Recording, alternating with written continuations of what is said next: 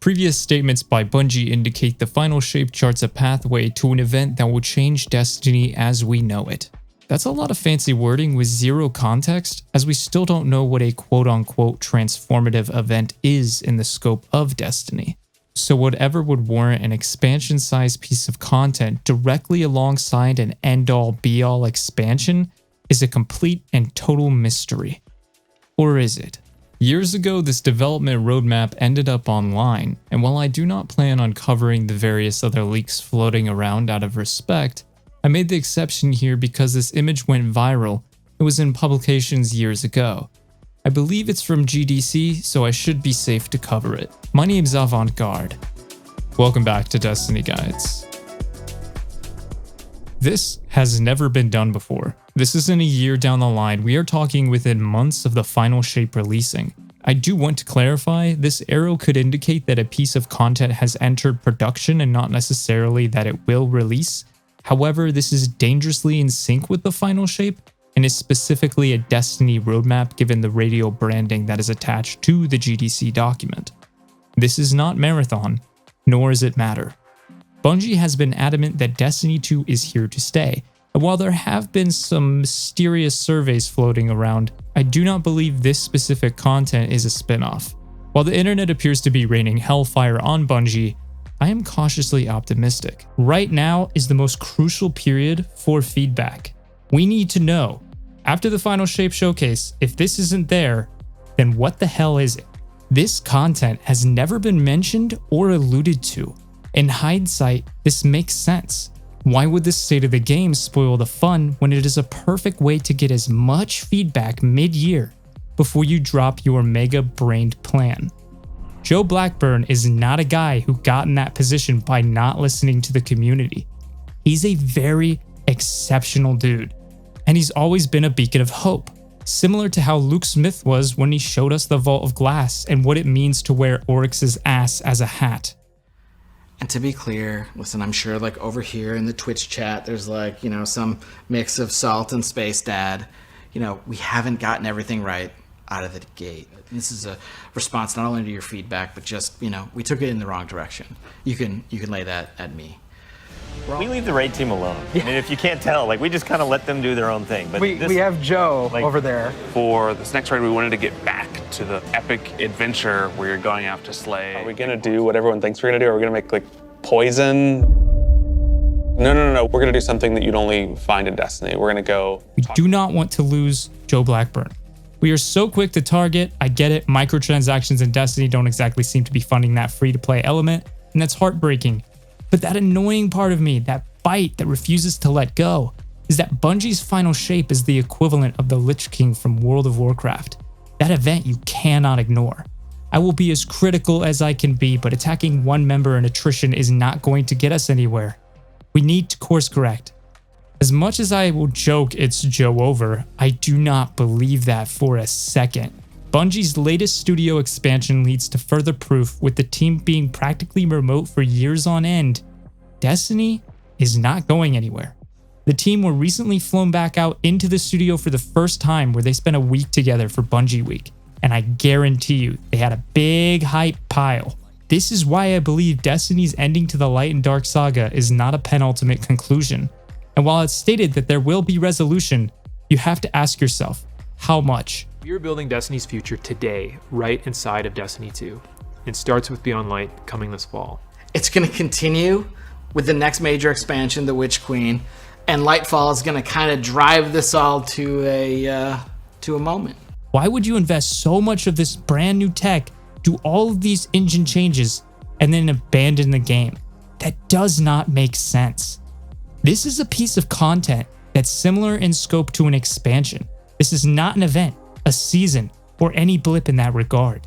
This drop is massive. Over the past few years, I have engaged with an individual who I will not mention because people are quick to witch hunt. I do need to clarify, I do not have an inside man. All of these conversations are on the public eye on social media. I would never do that shit.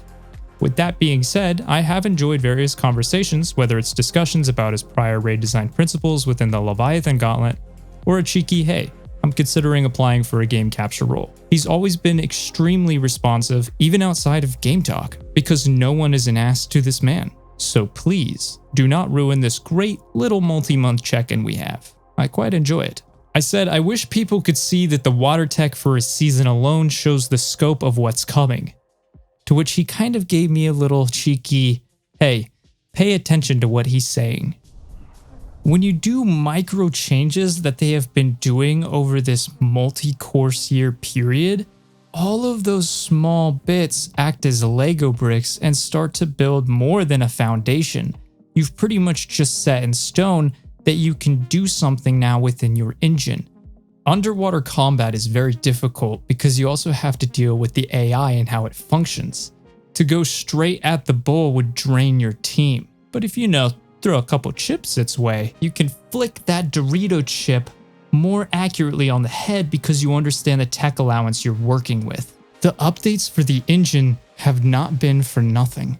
And while the general consensus is that there's a glass house in the neighborhood, I see that Lego mansion.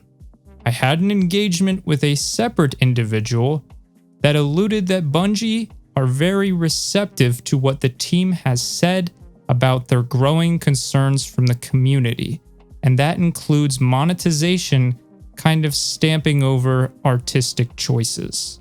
I am going to put this as boldly as I can. I am a content creator. I am not going to stir any drama. There's this upheaval of violence and I'm really tired of it.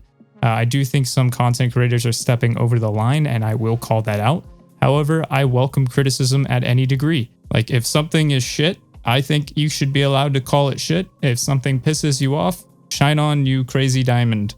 But for the love of God, please stop targeting one person. It makes no sense. It's like, hey, we have this mastermind that, it's not Joeover. We pushed Luke Smith out because we were assholes and we disagreed with his viewpoints. And now we've got Joe Blackburn, except Joe Blackburn is that guy where I'm like, hey, let's not push this man out. He's incredibly smart and he can adapt. Hi, just want to say, I love Luke Smith. He's still with the company. He didn't leave. He's just in a different position. So with all that was just said, I'm going to conclude with this final statement. I am upset, and so are many others. You'll notice I brought up an interview between Mark Noseworthy and Luke Smith earlier. Well, it feels like we're just right back in that position. But Bungie have really been giving all of these subtle hints that the final shape is not just one thing. It is a collective response to a transition that we just simply know next to nothing about. There's two ways I feel about this. It scares the shit out of me because Destiny could change and the world is obsessed with things changing in order to survive. Or it could be that they are seriously going to bring something that just is that heart, that mystery, and that just adventure that I feel is missing from Destiny 2. Everything is so calculated right now. And that's not to discredit the live service team, but I find myself in a position where I'm not playing any of their content because the content that I earn is somehow overshadowed by a microtransaction store that has crippled the experience for how I play Destiny. I hate Eververse. I think you can build cosmetics that are not armor based. I think there's incredible investment design opportunities within microtransactions that do not affect the core game flow of Destiny. So while I don't want to hype something that may not exist, because let's be real, development roadmaps change, I am just, I'm following my gut here. My name is Avant. If you enjoyed the video, please let me know down below. Are you excited about the final shape, or is it your true make or break moment? For me personally, I see Bungie constantly advertising Destiny as a social game, and yet it's so hard to just connect with people because of all these weird things. It's so hard to onboard my friends. And over the years, this just started eating me alive to the point I'm just playing this game alone. Anybody that I find, they just leave. I'm so tired. Like, I just want to play with people. So I have not hopped in the brand new dungeon and I'm behind on deep dives. So if you would like to play, this is my gamer tag and this is my Bungie.net account number. Shoot me a friend request and I'll shoot you a random invite tomorrow. at about, let's do 7 p.m. EST. As always, my name is Avant. Thank you for tuning into Destiny Guides. Have yourself a great day. Is that a rabbit?